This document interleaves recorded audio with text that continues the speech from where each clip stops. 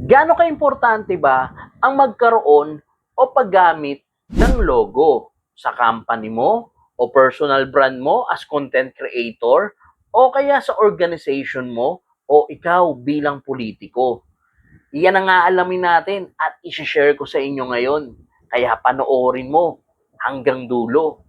Let's go! Magandang araw sa inyong lahat. Ako nga pala si Noe Di Matulak, isa akong entrepreneur at isa akong multimedia artist.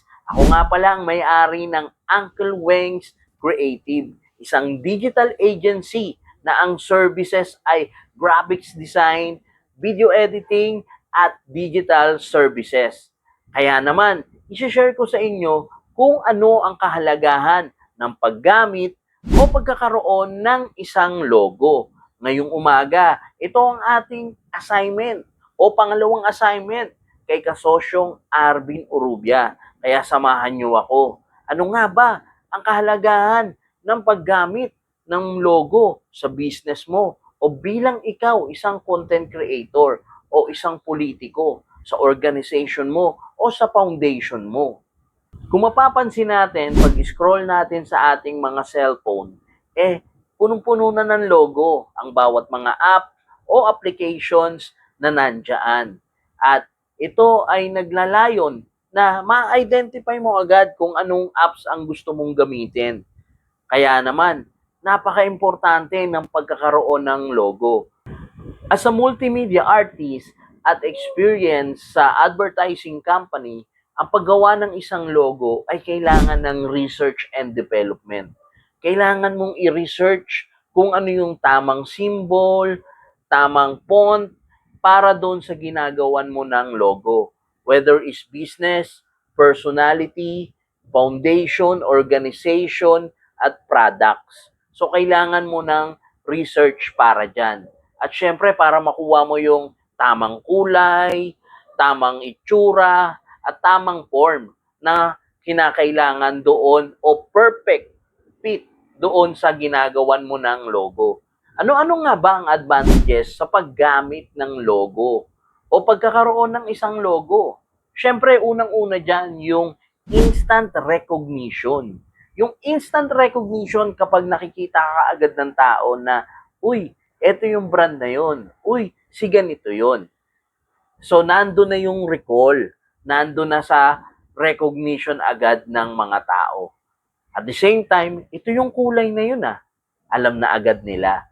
And pangalawa, build brand identity. Siyempre, as business or as personality o as politiko, kung meron kang logo, is mabibuild mo yung branding mo. And pangatlo, yung professional appearances. Siyempre, makikita na legit ka. Legit company ka. O legit talaga yung ginagawa mo. O legal yung ginagawa mo. Kasi meron kang branding na logo.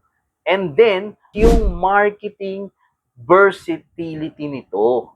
So, lahat ng pasukin mo, sponsorship, events, kung nandun yung mga logo mo, at makikita for your merch, for example, gagawa ka ng merch, mga t-shirt cups, o yung mug, so anything. So flexible siya at makikita agad at laking tulong talaga nito sa marketing mo. At syempre, yung pag-encourage sa mga customer na pagiging loyalty. Kasi nga, makikita ng mga customer mo na you are legit at you are professional. At syempre, ma-attach sila doon at magkakaroon sila ng loyalty sa'yo. At syempre, yung panghuli, yung make lasting impression. Lalong-lalo na pag napaka-creatives ng pagkakagawa sa logo mo. So, yung impression, yung lasting impression ng mga tao sa'yo is andoon na. Kaya, napaka-importante talaga ng pagkakaroon ng logo sa negosyo mo o bilang ikaw as a content creator o kaya politiko. Dahil mabilis kang ma-identify ng mga tao at yung branding mo, binibuild mo.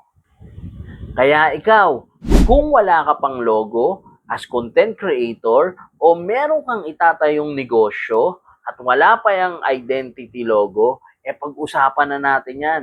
Kaya tara, i-PM mo na agad ako. At kung ikaw naman, interesadong matuto about this branding and marketing, i-follow mo lang ako dito sa aking bagong vlog ngayon. Maraming salamat sa mga nakaabot dito at sinamahan nyo ako. At hanggang sa susunod uli na learning and adventure na ituturo ko about branding, marketing, at syempre creatives. Napakasaya maging creatives at napakagandang mamuhay sa paligid mo na super creative ang mundo. Alright?